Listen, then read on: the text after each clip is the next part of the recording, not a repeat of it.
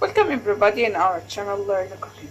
Today we'll learn how to make popcorn with chili pepper or hot pepper and lemon. I have popcorn, corn oil, salt, red pepper and lemon juice. I put the corn oil in the pan.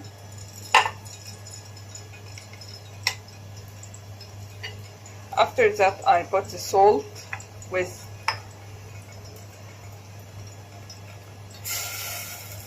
the red pepper, with the lemon juice. Then I put the popcorn. I leave it for 2 minutes on a high heat. Now I cover the pan and leave it again for 2 minutes. Finally, you can eat popcorn with red pepper and lemon. It's so delicious and tasty. Please try it and you find it nice.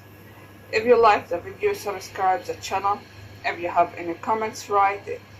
Thank you and goodbye.